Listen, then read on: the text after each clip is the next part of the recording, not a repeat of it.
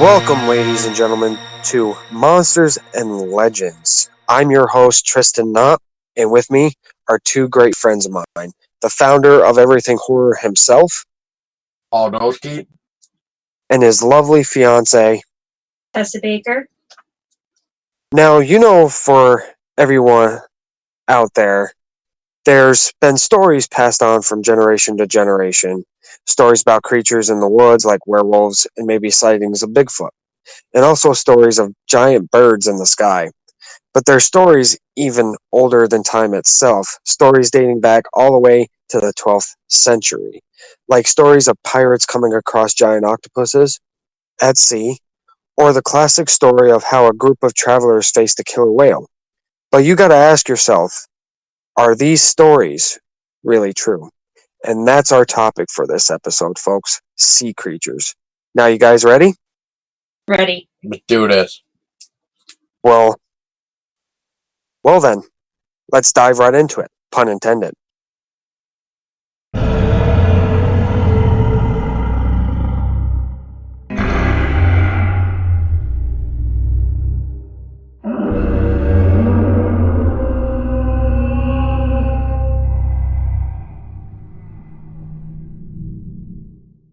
As you guys know, sea creatures come in many shapes and sizes, but we all have favorites, and my favorite is mermaids. Because when people hear the word mermaid, they're thinking Disney's mermaid. Hell no. Mermaids are very beautiful creatures, but they are very devilish. For example, if you see a mermaid and you walk up to it, you literally are signing your death wish. Because they seduce you to your death. They literally drag you to the bottom of the sea. And it's really, really petrifying. Yeah, you're talking even like Sirens in a way, where like even boats would be lowered to them by the sound or beauty, because they're like, oh, what's that? And it's like a mermaid, and then when they go, they sink the ships and everything else and pull everybody down with them, just like you said. Yeah, they tend to lure sailors with the sound of their voice. They're singing, hence why they're called sirens. And they look beautiful on the surface, but like you were saying, Tristan, underneath they're very devilish creatures, and they will pull you to your doom. Exactly. And it's like really, like if I saw one, I ain't going near it. Well, hopefully you're not in a group of crowd that get distracted then. I mean, it would suck to be in a boat and somebody's just like, oh, what's that? And of course you would figure it out. Oh God, it's a siren. And then of course it would probably be too late because they're probably already sailing towards it, and you're just like, oh God. And then that's when we throw in the question, what would Tristan do? Tristan's just going to pretty much be like, we're all going to die. It's all over. You jump off the boat and see that thing right there singing? That means we're fucked. Plug your ears. Don't listen. So what is your guys' thoughts on like the whole sirens, mermaid, like sea creature thing? What do you mean, like in films? But in general. I think the concept is interesting for sirens in films, and I've seen short horror films with mermaids before too, and it's sirens, and they definitely use their voice to their advantage, almost like a glamour. I'm trying to remember the name of this one that I watched, but she was held captive in like a freak show, and the guy that captured her wouldn't let her go. He used her to make money for him, and one night she used her voice and cast a glamour over herself, made herself look so beautiful to him. So when he got really, really, really close to her, she essentially like ate his face off while laying in a bathtub full of water. Which had a twist at the end too. Dun dun dun. Yes. I But we think I won't. know what movie you're talking about. Yeah? Does it sound familiar? Yep. Yeah, I'm pretty sure it was from like Crypt TV or something. That wouldn't surprise me. But I wish I exactly remembered the name of it. I know which one you're talking about, yeah. But that's an example of mermaids used in a horror sense. Which works though. Yes, it does work. That's what makes it creepy. Yep. That's the creepy aspect of it. Like, there's other, like, mermaid movies out there that are all, like, happy sunshines and rainbows, but... That Tristan was talking about with the Little Mermaid. Which this is not that. This is far from that. Yeah, it's more of, like, a false, I think it's a scary concept. Like, you're out in the middle of the sea, nothing around, and all of a sudden you just hear random music out of nowhere. It's chilling. It'll chill me to the bone. Just hearing it, and then just seeing it and being like, oh, it's beautiful. Oh, no, no, no, no, no, no, it's not. No, no, no. Turn this boat around. Listen to them not. Plug your ears. Why you have earplugs in? There's a reason. There's a reason for these earplugs. You see that? Of course, the sirens are only known to use their charms to seduce men. They never go out. You never really hear them go after women. It's only men. Whoa! Before we even get into that topic, in this day of generation, we may never know. Out in the middle of the sea. Oh, that sounds pretty. Oh, well then, she must be a lesbian.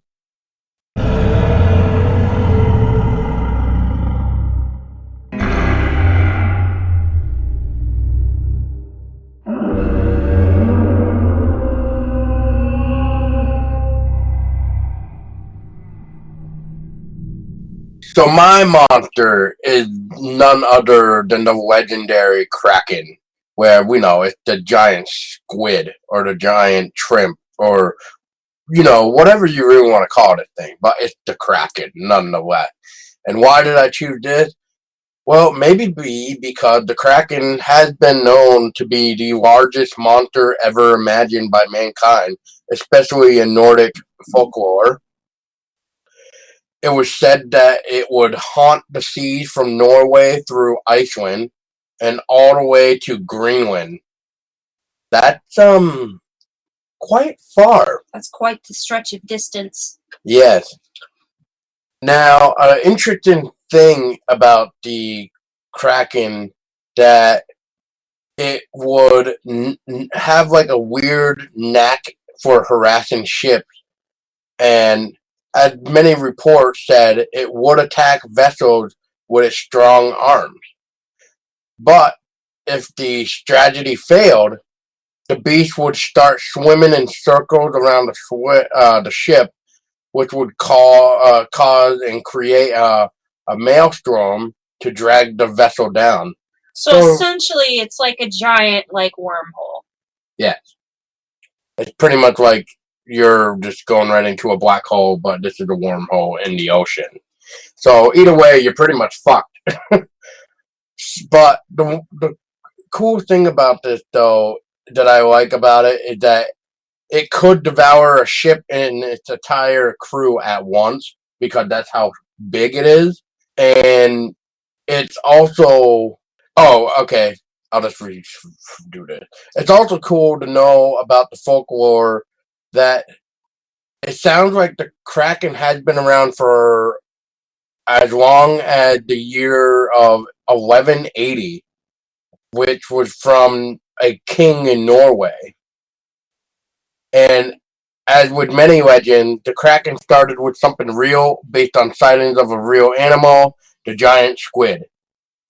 And as for ancient navigators, the sea was tremendous and dangerous, hiding a horde of monsters in its inconceivable depths. And any encounter with an unknown animal could gain a mythological Yeah, mythological Ed from Sailor's Story, and then after all, the tale grows into telling. So it's really cool because it's true though with the whole storytelling though. Like back then we didn't really have cameras, so what would people just do? They would have to draw what they see in very detailed drawings though, which I will say a lot of people back then could draw like detailed drawings of what they've seen. And would it be believable? Well, I guess we really don't know because none of us were really around 2,000 years ago or so, depending on the creature, of course. But in this case, it is almost like 1,000+ years ago too. So I guess I like the Kraken because it's one of those stories that we get told where it's that legendary giant squid that could pretty much devour your ship and your crew in one swallow. And if it wasn't just that, then you would be getting dragged to the depth below by the wormhole or black hole or whatever you want to call it within the maelstrom of the ocean. Yeah, we've seen the Kraken like what once on Pirates of the Caribbean, like on screen. I think Yeah. that's about it I've seen of the Wasn't it? Kraken. Yeah, because wasn't he controlled by Davy Jones? Mm-hmm. Yeah. Yeah. Yes. Davy Jones's heart was the key to it. Yes. Yeah. But there's like stories that I've heard personally is that they believe that the Kraken was a giant squid, which Right. I could kind of see that, but kind of not at the same time. But it's like one of those things that you said, Paul. It's like you have to be like really talented to like draw something that you see in like a snap of a finger. Because they're probably drawing this as it's happening. Like, oh, that ship's going to go down. Let me just draw this a second. Oh, well, hold right there. Well, let me get your good side first, Like, let's pencil this in. Right. Well, listen to this. So in Norway, they did like a study thing with the science, and the largest giant squid, or actually, I don't even know how you pronounce that word right there. The arch, archimero. I'm just gonna say giant squid. Everybody will know what I'm talking about. So in Norway, though, I don't know what year. Oh wait, 1954. In 1954, they did a recorded length of a giant squid that reached 18 meters in length. And then that was including the very long pair of tentacles, and the vast majority of specimens are much smaller, I guess. Holy crap! The squid's eyes are actually the largest in the animal kingdom and are crucial in the dark depths.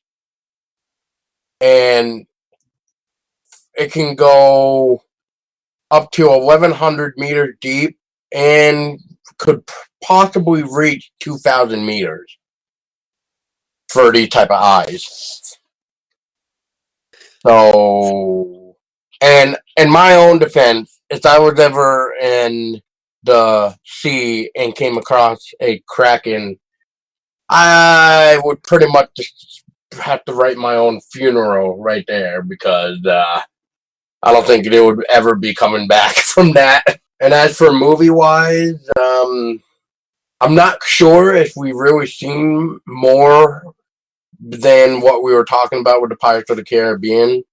So I definitely have to actually look up to see if there's even any more Kraken movies. But if there isn't, maybe that's something we should be able to see more of because that's kind of creepy. Like how would one actually survive an attack by a giant squid, especially if it's not attacking or devouring your boat, but creating a wormhole to swallow the whole ship into the sea? How do you survive that? Maybe you don't.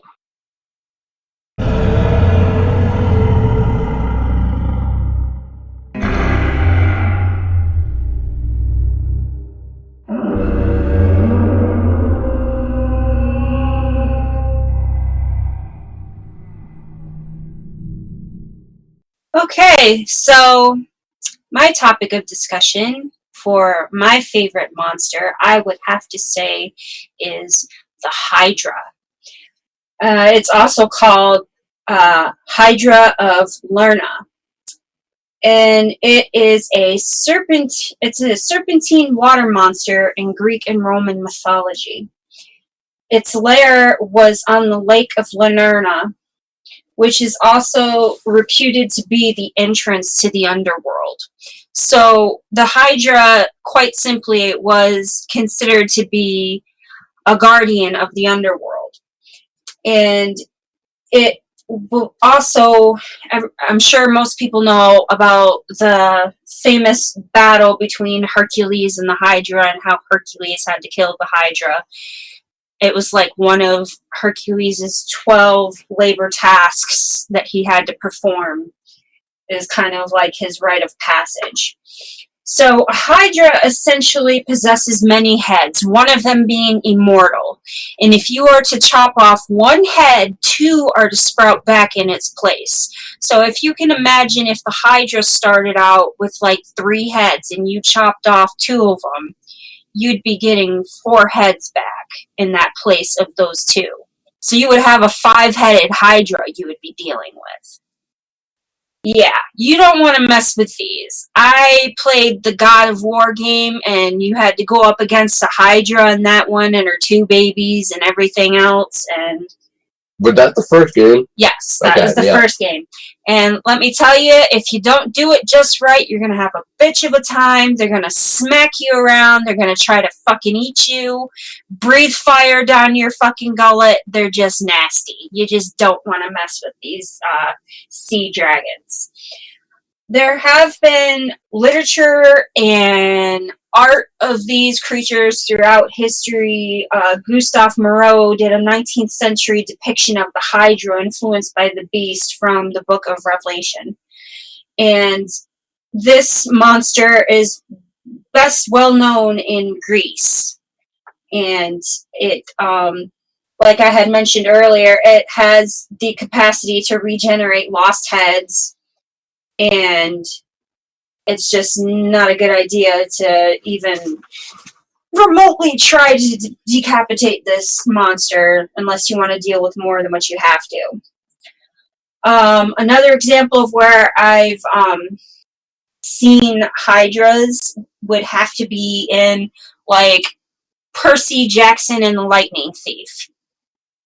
Where Percy and his friends had to go and deal... It's not really a horror sense of it, but it's just another example of where you have to deal with a Hydra, and he ended up dealing with like a 6-headed Hydra, which it wasn't a fun time. So basically, essentially, how Hercules was able to defeat the Hydra was, in the alternative version of the myth, is that by cutting off one head, he dipped his sword into the neck and used its venom to burn each head so it would not grow back. So he essentially used the venom from one severed head wound to cauterize the wounds of the other heads so they could not grow back. Hera was upset at the fact that Hercules slain her beast, and she had a constellation put up in the sky of a Hydra to commemorate her lost creature. Which, that's pretty interesting. So there is an actual constellation up in the sky called the Hydra.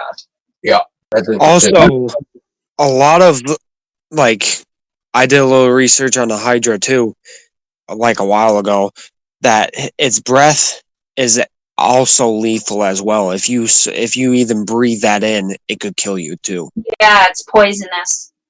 Yeah, it had mentioned in the myth that Hercules had to shield his face, his nose and mouth, so that he wouldn't breathe in the poisonous gas that the Hydra emitted from its mouth. in order to even remotely get close to it.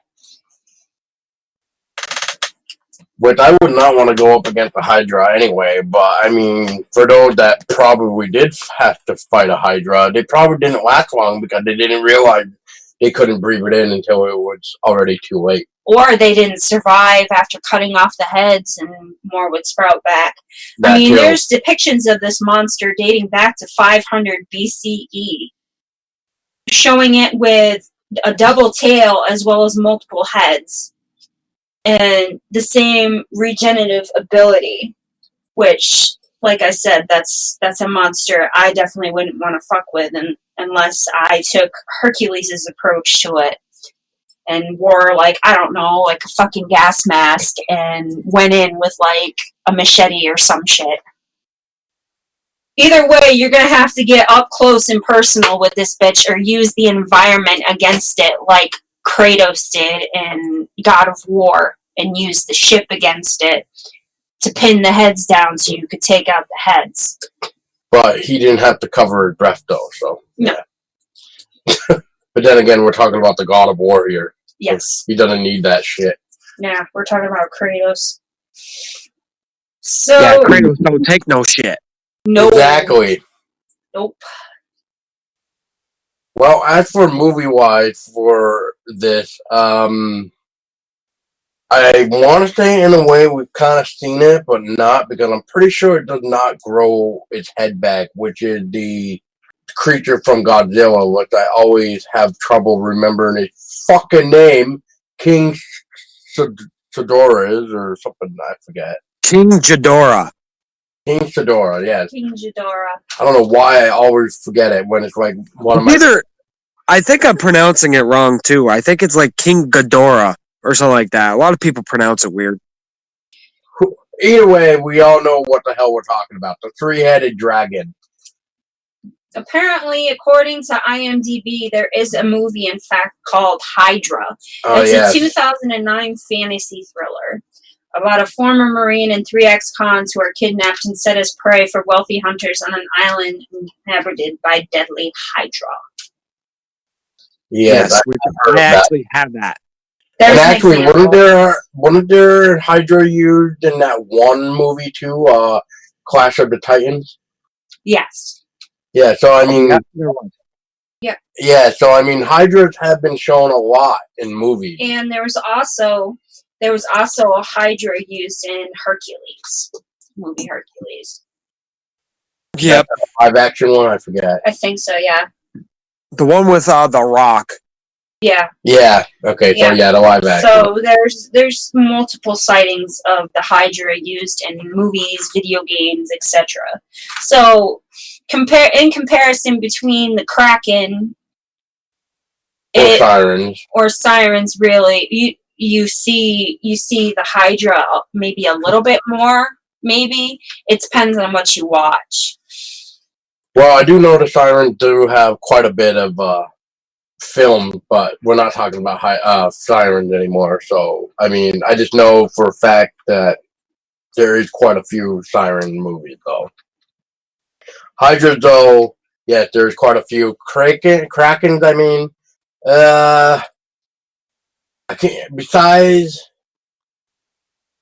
Pirates of the Caribbean, I'm really having a hard time remembering if I've seen one with another Kraken in it.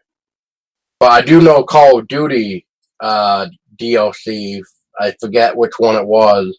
Maybe Black Ops #2 or something. They used the Kraken as well for the final boss. That was interesting. But yeah, that's all I remember. Yeah, I have that Hydra movie, and it wasn't really scary. It's more like some of the acting in that is just awful. Because like one moment the girl's like, I'm dying, then gulp. Hey, Tristan, how did that go again? I'm dying. Okay.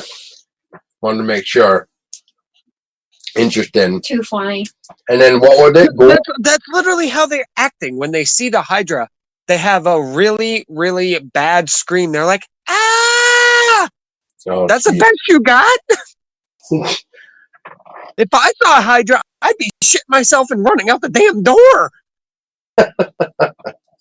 Well, I think it's safe to say that the Hydra is definitely one monster we all do not want to go up against.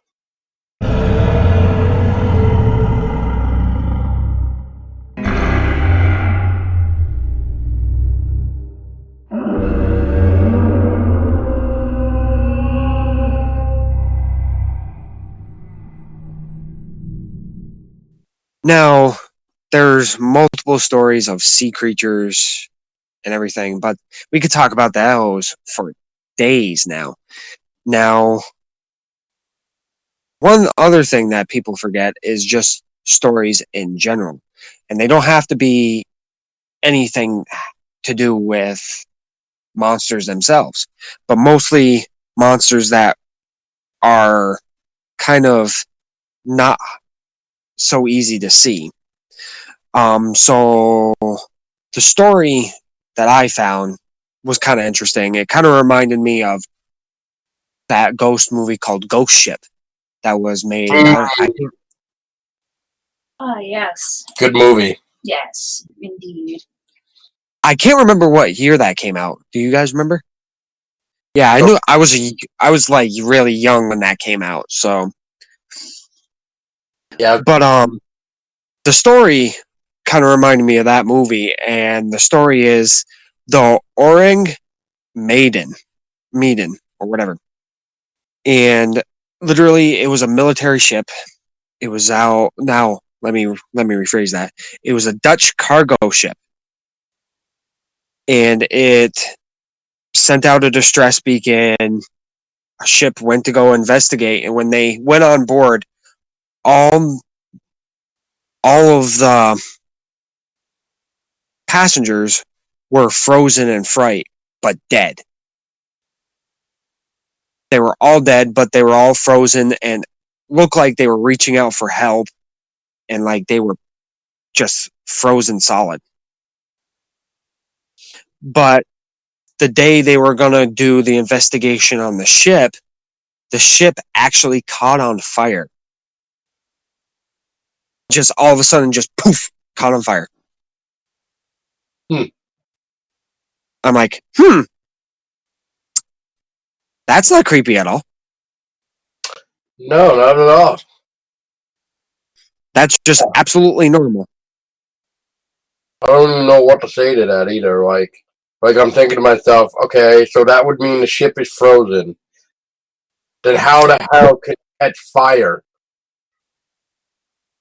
Pretty So much. That's one thing. That's one thing that like really intrigued me because I found the article on mranker.com, and it says right here, it is said that terror was frozen on the faces of the corpses, which lie all throughout the ship, with many with their arms reaching out for help. yeah, that's just crazy. And I don't know why, but this is giving me like yeah, so that reminds me of an upcoming game from Super Massive Game called who did Until Dawn because you mentioned Ghost Ship, Tristan, and it's called The Dark Pictures Anthology, Man of Medan. It's really interesting, and it's one of those. And if people are familiar with Until Dawn, or if you're not, it's one of those type of games where you actually can choose who lives or dies, or you can kill off everybody, or you can keep everybody alive, depending on your choices.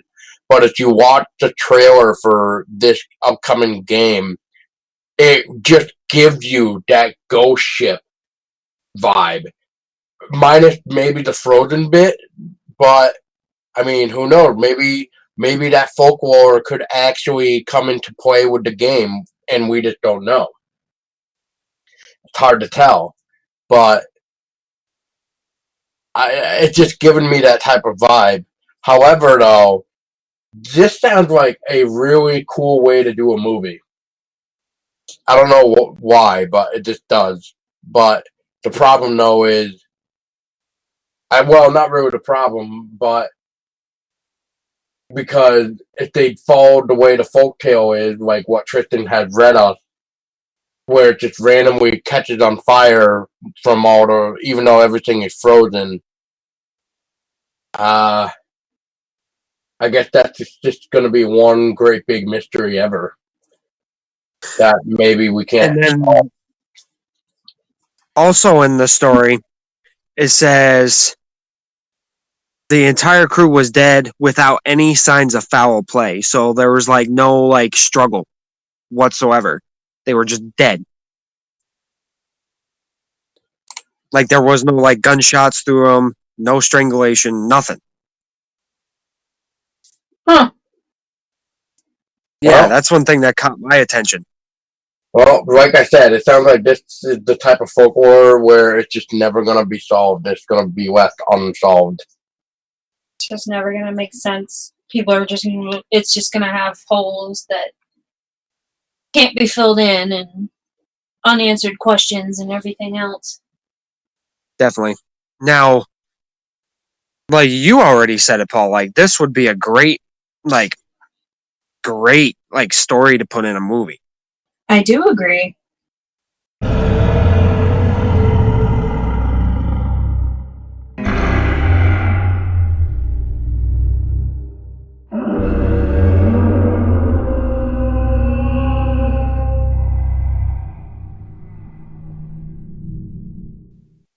So since we just got done talking about a ghost ship or some type of ship, how about this? Within the Japanese mythology, we have, God damn it, Namzu, or some shit like that. Anyway, what this Namzu is a giant catfish who pretty much lays within the mud underneath the island of Japan and creates earthquakes. And within this catfish too is that it is also guarded by the god Kashima, who restrained this particular catfish with just a stone. Which, that's pretty much the folklore that I have. It's just a giant catfish that is known to create earthquake underneath the island of Japan. That's kind of interesting because actually catfish can actually get really freaking huge. Oh yeah. Oh yeah. That's kind of interesting that catfish is considered to be the source of earthquakes in Japan. I could see how that's possible with, like you guys were mentioning, it can get huge.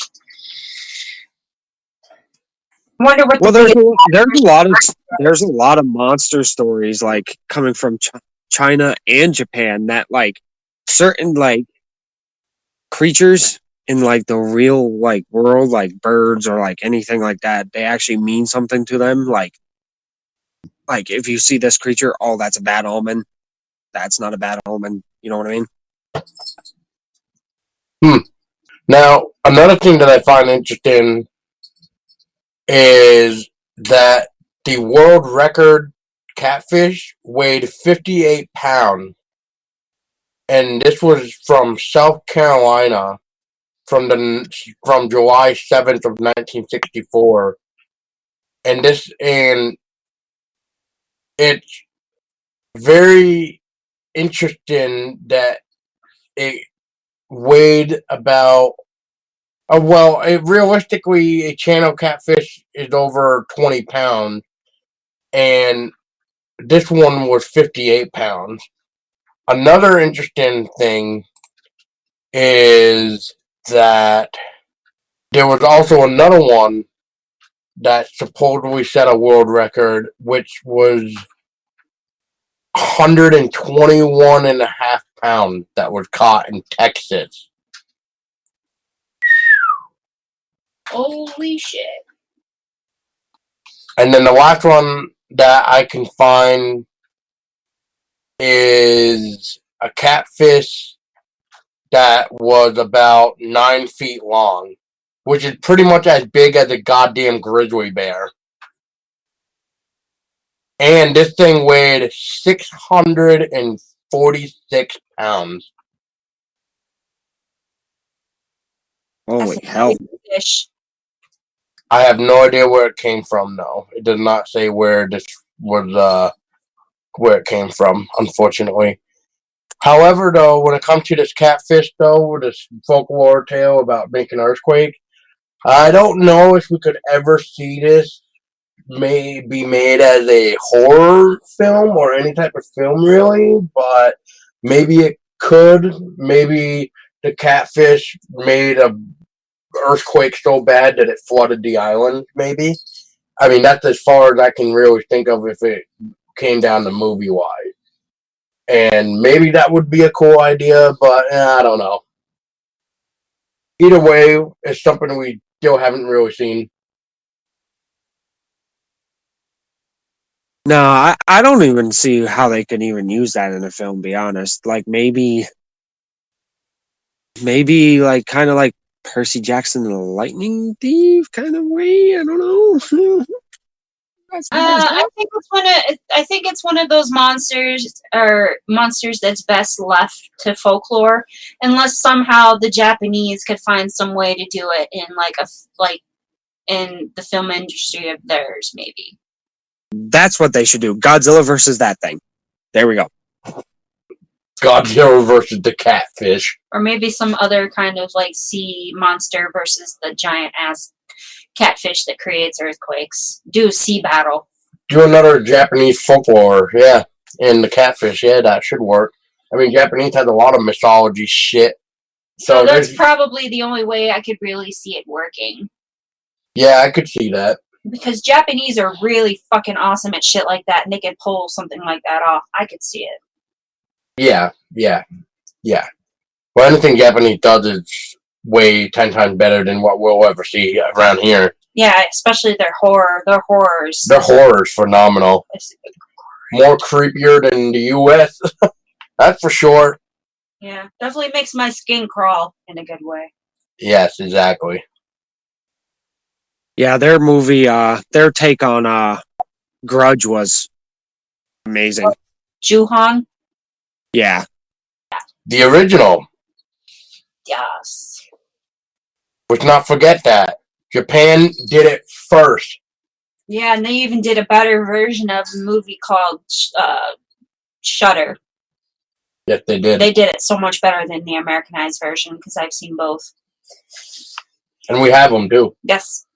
So Japanese horror is definitely, like, top-notch. Oh, yeah.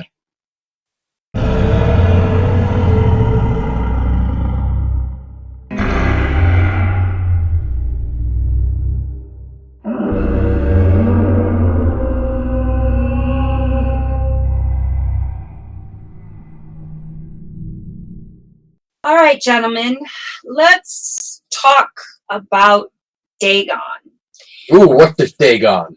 Dagon is considered to be an ancient Mesopotamian deity that appears to have been worshipped as a fertility god.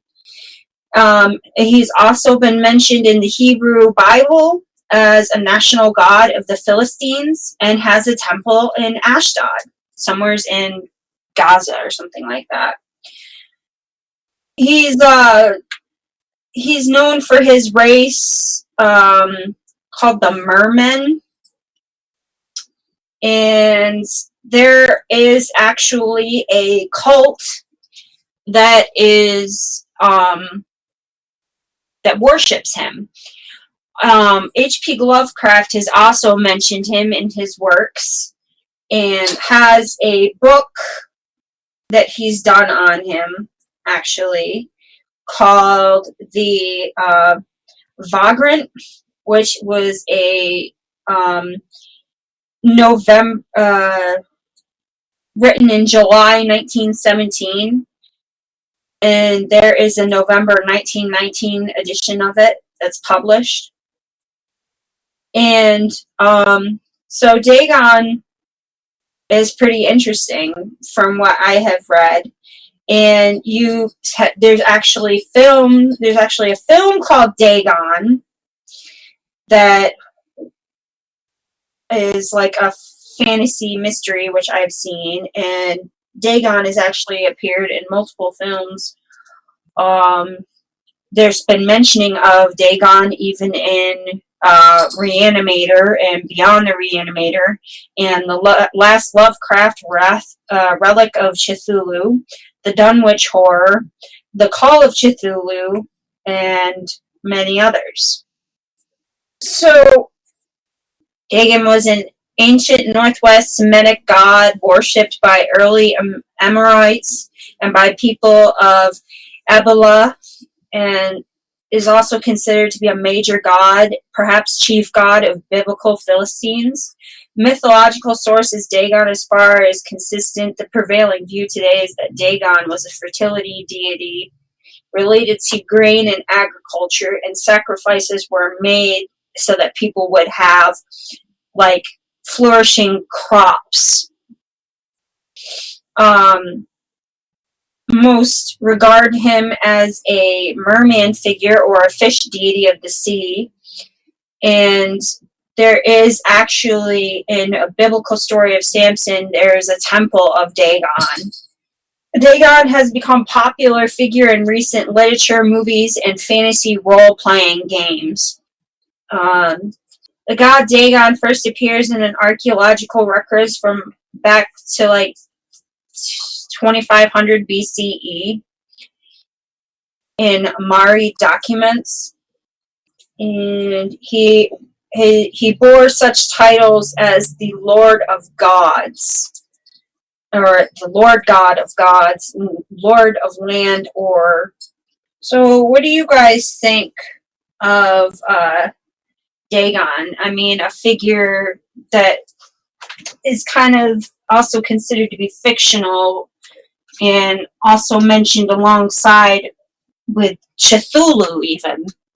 Well, I saw the movie by H.P. Lovecraft, Dagon, and I absolutely love that one. My brother, he graduated from high school for literature, and he absolutely loves H.P. Lovecraft.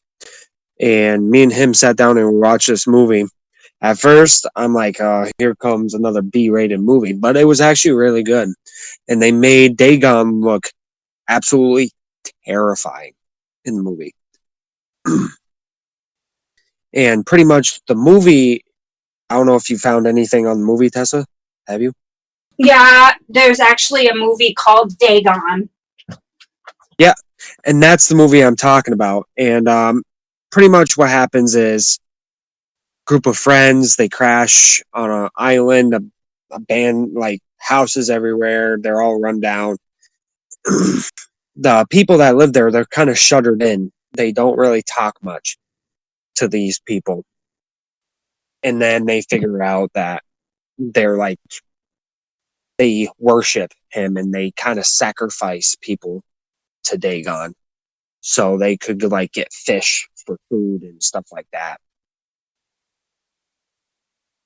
So it was Dagon is a very interesting choice. I really like that choice. Well, thank you. I thought it was pretty interesting as well. I mean, I did think about talking about Cthulhu, but Cthulhu is very popular. Like, Cthulhu is everywhere. Well, yeah, it's one of the known, popular stories of H.P. Lovecraft. So it's always going to be everywhere, no matter what. And you even played a game with Cthulhu in it. Called Cthulhu. Yep. Which I still want to buy that game. That's actually very good. Yeah, I really enjoyed it. For my thoughts on this, I haven't really seen the movies, but from what I'm hearing, this almost sounds like it's more of a. I'm trying to figure out how to word this. Like Tessa, I don't know if Tristan, if you've seen the movie, but you and I watched The Ritual, and as Tristan was talking about with sacrificing humans and whatever to be able to have crops and stuff. It almost seems to be the same exact thing with the forest monster that we saw in the ritual. Yeah, and the only difference is that this monster's of the sea. Exactly. And then the one that we saw is of land. So yes, that's the only thing I see. So it's very interesting choice as well, I would have to say. So, interesting. So we got like a land and we got a water creature, sort of like this. Either way, I wouldn't want to mess with it. Yeah, I definitely would want to make sure that Dagon is appeased if you want your crops to grow.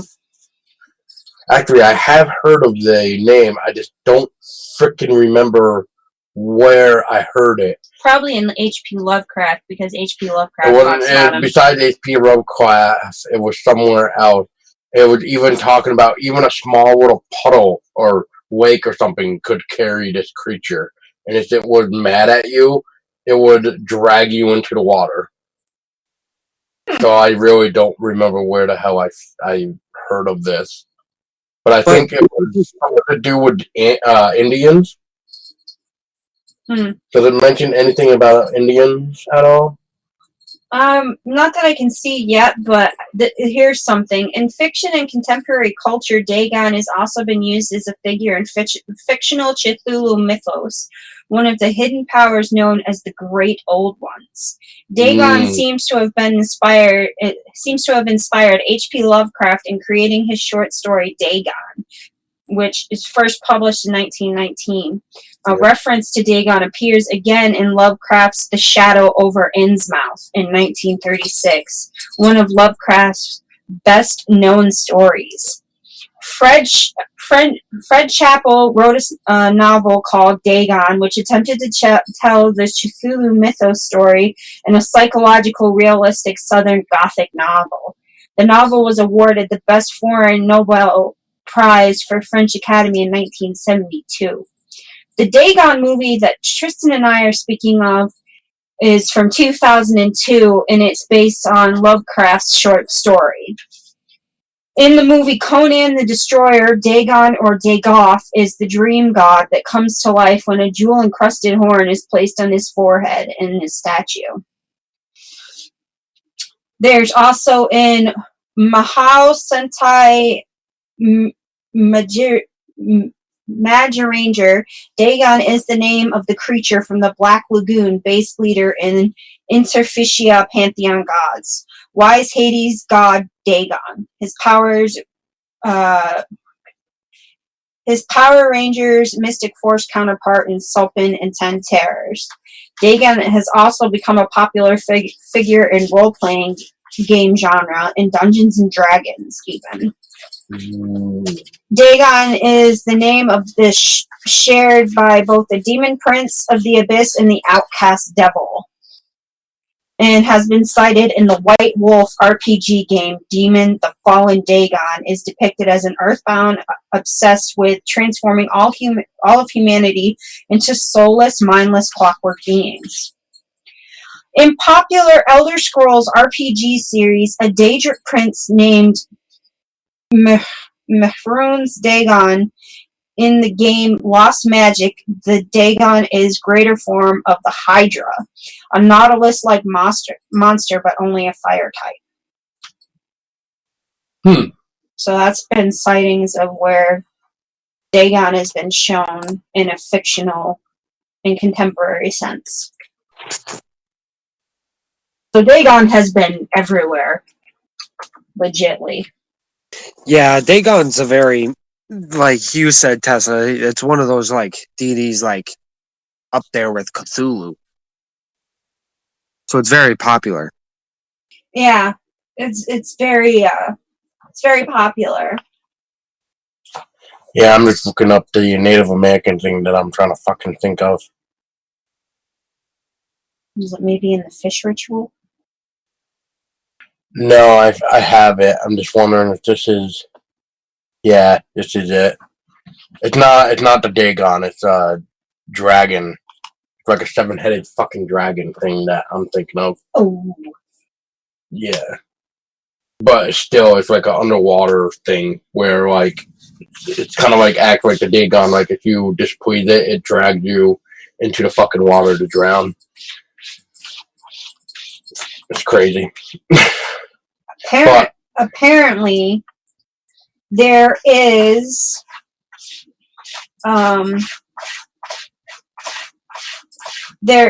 still considered to be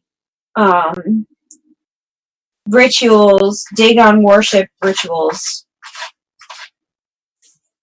of today. People still worship Dagon as a Mesopotamian god. They still worship him. So there are people that still conduct rituals and things of that nature in Dagon's name.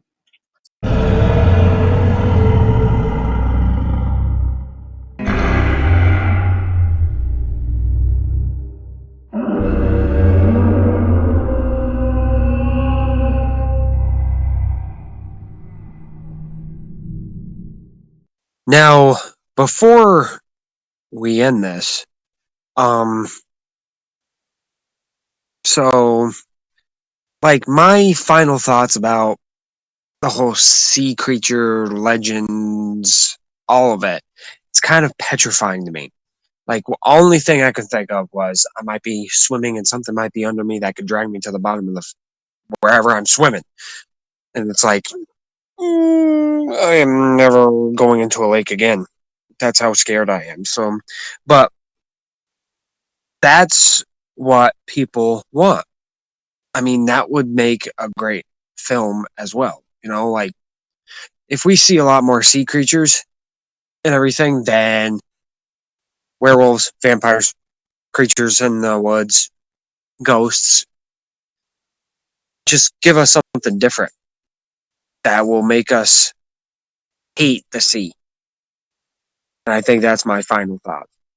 My final thought of this whole entire thing is, I think every one of these type of creatures that we've talked about or read the folklore tale of are creepy in its own way, possibly. Maybe except for the catfish one, because we're still trying to figure out how that would become creepy.